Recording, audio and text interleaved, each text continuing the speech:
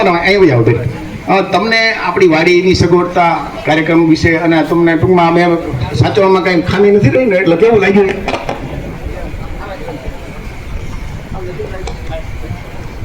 ખૂબ જ ગમ્યું. એવું લાગ્યું કે મને સમાજમાં કંઈક છે એમ. અને હું એક કહેવા માંગુ કે આપણા જ્ઞાનનો ગમે ભાઈ બહેન હોય તો એને ન્યાય થવા દેતા નહીં, પોલીસ સ્ટેશનમાં ધ્યાન રાખજો અને સાથ દેજો પોલીસ સમાજને. બધા ભાઈ બહેનને કહું છું ધ્યાન રાખજો. પોલીસમાં તમે ગમે આવી જાઓ પણ આપણો ભાઈ બહેનનો દીકરો પોલીસ સ્ટેશનમાં આવે તો એને સામું જોઈજો. બીજી નાઈટ જોતી નથી પણ તમે જોઈજો બધાય. બીજી નાઈટે તમે જોવો નથી એક લોકો કે કોડી તો બેહાડી રાખશે, તમે લોકોને કોઈ નહીં કોરા કે એટલું ધ્યાન રાખજો. હપીને રહેજો બધાય. કોડી જો બધાય એટલે ધ્યાન રાખજો, હપીને રહેજો. કહેવા માંગુ એટલું આપણી નાઈટ આગળ વધે થોડી.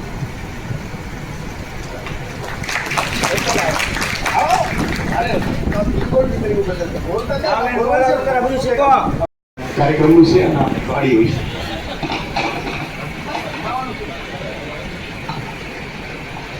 આજે હું તમે બધા મળ્યા છીએ આવતીકાલે લોકરક્ષક દળ પોલીસની પરીક્ષા આપવા માટે. તો બધા વિદ્યાર્થી મિત્રો, મારા ભાઈઓ બહેનો, સારા માર્કે બધા પાસ થાવ. ખૂબ મહેનત કરીએ છીએ બધાએ, જેના મહેનત કરેલી છે એ બધાના ફળ મળી જવાના છે. પણ તમે જોવો છો આવનાર સમય હરીફાય. અને એક બીજું આપણા સમાજ માટે ત્રાસરૂપી ગણીએ તો આ રાજકારણ. સમાજને પાછળ રાખવાનું મેન કારણ રાજકારણ છે. આપણે વિદ્યાર્થી વયની ઉંમરે તે દેખાદેખી ટેકનિકલ યુગમાં આપણે વધુ પડતો ઉપયોગ મોબાઈલનો. રાજકારણ મિત્રો એમાં જે લાગી ગયા એ તો એ આગળ નીકળી જવાના છે. ઓલો આમ છે, ઓલો આમ છે. પણ આપણે આ કારકિર્દી બનાવવા માટે, જેમ આપણે આ વારસદાર હીરા દાદાના દીકરા કીધું એ પ્રમાણે કે કંઈક ભણતર હશે તો આપણો સમાજ આગળ આવશે.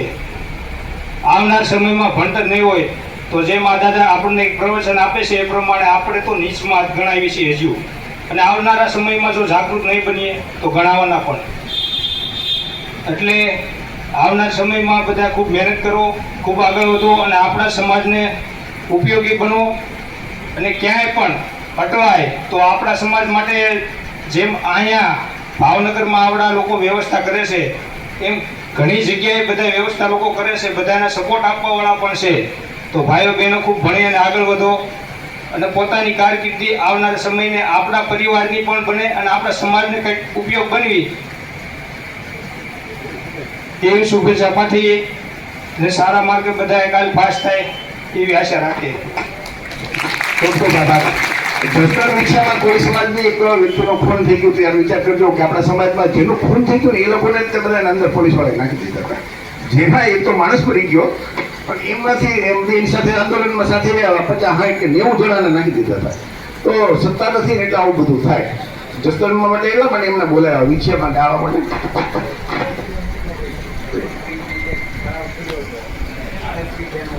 હા, આને તમને ખબર હોય તો એલઆરડીનો 18 ઓગસ્ટનો એલઆરડીનો આના પહેલાનો ઠરાવ હતો. એ અન્યાયકારી ઠરાવ વિરુદ્ધ ખૂબ આંદોલન થયું અને એ આંદોલનમાં તમને ખબર હોય તો એ પછી આપણે આંદોલન કર્યું હતું. અમે ભાવનગરના લોકો કોઈ પણ જોડાણા હતા. એમના 2 દીકરીઓ છે ને એવી માંગી પડી ગઈ કે ભૂપત તરફથી એને આપણે અઠવાડિયું અહીંયા રાખી હતી અને પછી અહીંથી સર્ટિફિકેટમાં દાખલ કરી.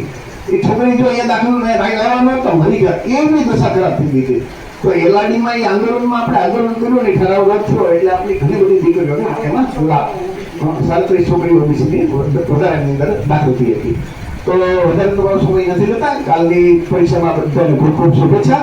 ભવિષ્યમાં અમે જે કામ કરીએ છીએ એ કામ કરવાની જવાબદારી તમારી અને એના માટે તમને જો સાહિત્ય આપીએ છીએ એટલે બંધ થયા ઉભા થઈ જતા પહેલા બે કઈ ઘરે જાય લેતા જજો. બેનો મારો વંચાવે વંચાવાની છે અને વંચાવાની ફરજિયાત અને ગ્રુપમાં જ્યારે જનતા ટીવીમાં એમાં તમે લાઈવ સબસ્ક્રાઇબ કરજો અને નવા વિડીયો પોસ્ટ કરવાના છે.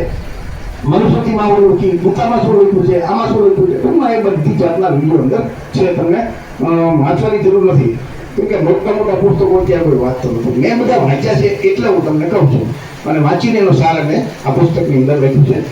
જય કોળી સમાજ તમને બધા ફરીથી ખૂબ ખૂબ શુભેચ્છા. આ પુસ્તક લેતા છે. આપણે અહીંયા આવ્યા છે આ સમાજની વંડી. બાકી તમે બીજા જિલ્લામાં જાઓ ને તો ત્યાં વાડા પડેલા છે, આ જેમાં સાહેબે કીધું એ રીતના કે તળપતા, ઘેડિયા, સુવાળિયા એ રીતના. અહીંયા આપણે બધા કોળી સમાજના છીએ, એટલે કે બધા કોળી જ છીએ એમ કે આપણે કોઈ વાડા નથી પાડેલા. બાકી અમુક જિલ્લામાં જાઓ ને તો વાડા પ્રમાણે રહેવાનું. આ લોકોની જે સિસ્ટમ છે અહીંયા એ મને ગમી કે આપણે તમે અહીંયા આવો પહેલાં રજિસ્ટ્રેશન થાય. બાકી તમે ક્યાં હશે એક્ઝામ દેવા તો ત્યાં આપણે જાતિનો દાખલો માંગતા હશે, બધા એમાં માંગે કે ભાઈ કઈ જ્ઞાતિના છો એ માંગે જ છે. આ લોકો ટેબલ ઉપર આપણે બેસી રજિસ્ટ્રેશન શાંતિથી કરાવડાવ્યું ને આપણે બધાને કીધું કે તમે એટલા કિલોમીટર દૂર છે, 5 કિલોમીટર 2 કિલોમીટર અહીંયાથી રિક્ષા મળી જશે, અહીંયા તમે ઉતરશો તો ત્યાંથી થોડુંક આમ રનિંગ કરીને જાતો ચાલીને તો પણ મળી જશે. અહીંયા જમવાની વ્યવસ્થા પણ સારી હતી.